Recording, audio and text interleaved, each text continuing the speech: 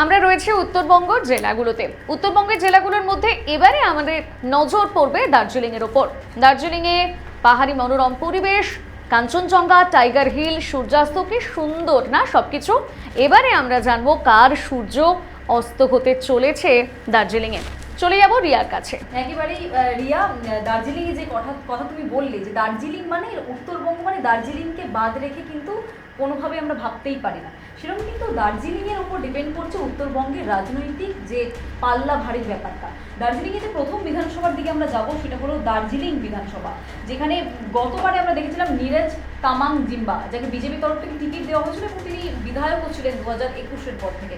কিন্তু এবার দেখা যাচ্ছে বিজেপির তরফ থেকে কিছুটা প্রার্থী বদল করা হয়েছে। দার্জিলিংয়ের এই যে বিজেপির যে আসন রয়েছে সেখানে দাঁড় করানো হয়েছে নোমান রায়কে, এবং তৃণমূলের তরফ থেকে এই যে কয়েকটা আসনকে ছেড়ে দেওয়া হয়েছে লোকাল পার্টিজের মধ্যে, দার্জিলিংয়েও তার মধ্যে একটা বিজয় কুমার রায়, তাকে কিন্তু তৃণমূলের তরফ থেকে এখানে দাঁড় করানো হয়েছে। কিন্তু তৃণমূল সমর্থিত এই এলএফ যে পার্টি বলা হয় সেটা কিন্তু রয়েছে এই দার্জিলিংয়ে। এরপর যদি আমরা কার্শিয়াংয়ের দিকে যাই, সেখানে কিন্তু বিপি শর্মা একেবারে পাহাড়িদের জন্য, যারা ছেত্রী রয়েছে কিংবা যারা লাম্বা সম্প্রদায় রয়েছে, সেই পাহাড়িদের কোথাও গিয়ে নিজেদের যে অধিকার, সেই অধিকার লড়াইয়ের বারবার আন্দোলন হোক বা যে কোনো আমরা কর্মসূচি হোক, সেখানে বিপি শর্মাকে বারবার পেয়েছি।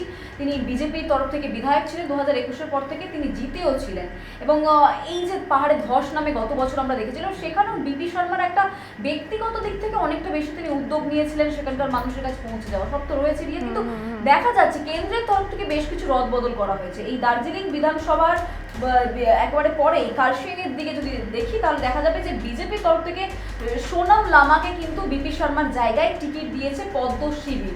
এবার দেখা যাবে টিএমসির দিকে, সেখানে দেখতে পাচ্ছি আমরা যে বিজয় কুমার রায়, তাকে এবারে জোড়াফুলের তরফ থেকে টিকিট দেওয়া হয়েছে এই কার্শিয়াংয়ের যে বিধানসভা রয়েছে সেখানে। এবং অন্যান্য যে দলগুলি রয়েছে সেখানে তারা কেউ প্রার্থী দেয়নি, অর্থাৎ একেবারে স্পষ্ট রয়েছে যে টিএমসি বনাম যে বিজেপির যে লড়াই, অর্থাৎ পদ্ম বনাম যে জোড়াফুল, সেটা কিন্তু কার্শিয়াং বিধানসভাতে এবারে হতে চলেছে। রিয়া, আচ্ছা, একদম একদম। এবার বাকি যে বিধানসভার গুলি রয়েছে এই দার্জিলিং জেলার মধ্যে, সেটার দিকে যদি আমরা আসি, দেখা যাবে মাটিগাড়া নকশালবাড়ি অত্যন্ত গুরুত্বপূর্ণ একটি জায়গা, যেখান থেকে আমরা যদি দেখি যে নেপাল সীমান্ত, সেই নেপাল সীমান্ত রয়েছে। এই যে পানি ট্যাঙ্কি মোড় যেটা রয়েছে, মানে একেবারে নেপাল যাওয়ার যে রাস্তা রয়েছে, সেই নেপাল যাওয়ার রাস্তা কিন্তু এই একেবারে মাটিগাড়া নকশালবাড়ি যে রয়েছে সেই বিধানসভার ওপর থেকেই যায়। এবং যেহেতু নেপালের যে জেনজিদের আন্দোলন, সেখানকার সরকার পতন হওয়ার পর দেখা যাচ্ছে যে এই সীমান্তবর্তী যে বিধানসভাগুলি রয়েছে সেখানকার মানুষ বিজেপি অর্থাৎ কেন্দ্রের যে দল রয়েছে, জাতীয়তাবাদী দল রয়েছে, তার উপর কোথাও কি তারা আস্থা স্থাপন করছে। কিছুক্ষণ আগে তোমাকে আলিপুরদুয়ার নিয়ে যেটা বলেছিলাম, বায়ুসেনার ঘাঁটি রয়েছে, রাফাল রাখা রয়েছে, সেরকম কিন্তু একই চিত্র তুমি কিন্তু দেখতে পাবে এই মাটিগাড়া নকশালবাড়িতে। সেখানেও দেখা যাচ্ছে এই নেপাল থেকে যে অসামাজিক কাজকর্মগুলি হয়, একাধিক পাচার হচ্ছে জিনিসপত্র, নোট পাচার হচ্ছে এক দেশ থেকে অন্য দেশে, কাঠের পাচার হচ্ছে, সবকিছু কিন্তু এই নকশালবাড়ি, মাটিগাড়া নকশালবাড়ি বিধানসভার ওপর থেকে কিন্তু এই পানি ট্যাঙ্কি মোড় থেকেই হচ্ছে। ফলত এখানকার যে মানুষ রয়েছে তারা চাইছে যে পরিবর্তন হোক, কোনো জাতীয়তাবাদী দল আসুক। এবং এবারে তাদের যে ক্যান্ডিডেট মাটিগাড়া নকশালবাড়িতে, সেখানে দেখা যাচ্ছে আনন্দময় বর্মন, যিনি 2021 সালে এমএলএ ছিলেন, তাকে আবারও বিজেপি টিকিট দিয়েছে। এবং অপরদিকে তৃণমূলের তরফ থেকে শঙ্কর মালাকার, তাকে টিকিট দেওয়া হয়েছে। সিপিআইএম নকশালবাড়ি মানে আমরা জানি যে বামপন্থাদের একটা শক্ত ঘাঁটি ছিল, একদম এক সময় ছিল, হ্যাঁ 101 ছিল, কিন্তু সেটা এখন ফিকে হয়েছে, ডাল কোথাও গিয়ে ফিকে পড়েছে। এবং তারা কিন্তু ফিকে হয়ে গেলেও তারা প্রার্থী দিতে ভোলেনি। এই মাটিগাড়া নকশালবাড়িতে দেখা যাচ্ছে যে ঝরেন রয়, তাকে দেওয়া হয়েছে সিপিআই এর তরফ থেকে এখানে টিকিট। যদিও বাম সমর্থকরা কতটা এখানে ভোট কাটতে পারবে বলতে পারছি না, তবে সাধারণ মানুষের থেকে কথা বলে যেটা জানতে পারলাম যে এই যে আনন্দময় বর্মন, যিনি 2021-এ জয়ী হয়েছিলেন পদ্ম শিবিরের তরফ থেকে, রিয়া, তাকেই কিন্তু সাধারণ নাগরিক চাইছে যে তিনিই যেন আবার জয়যুক্ত হয়ে ফিরে আসুন। এরপরে যদি আমরা চলে আসি যে পানসি দেওয়া, সেখানে দেখা যাচ্ছে যে রিনা তোপো এক্কা, তাকে তৃণমূলের তরফ থেকে টিকিট দেওয়া হয়েছে। লোকাল ক্যান্ডিডেট রয়েছে, লড়াকু রয়েছে, নেতা রয়েছেন, বিভিন্ন আন্দোলনে তাকে পাওয়া যায়। অপরদিকে দেখতে পাচ্ছি দুর্গা মুর্মু, যিনি গতবার এমএলএ হয়েছিলেন এই এলাকা থেকে, তাকে কিন্তু বিজেপি পদ্ম আসনে তাকে প্রার্থী হিসেবে রাখা রয়েছে। এবং সিপিআইএম তারা কিন্তু সুমতি এক্কা তাকে টিকিট দিয়েছে ক্যান্ডিডেট হিসেবে, এবং উত্তরবঙ্গ মানে আমরা জানি যে পদ্ম শিবির, একাধিক উত্তরবঙ্গের বিজেপির বিধায়করা উত্তরবঙ্গ থেকেই আসেন, ফলত এই এলাকাতেও পদ্ম শিবিরের পাল্লা ভারী রয়েছে বলতে পারো।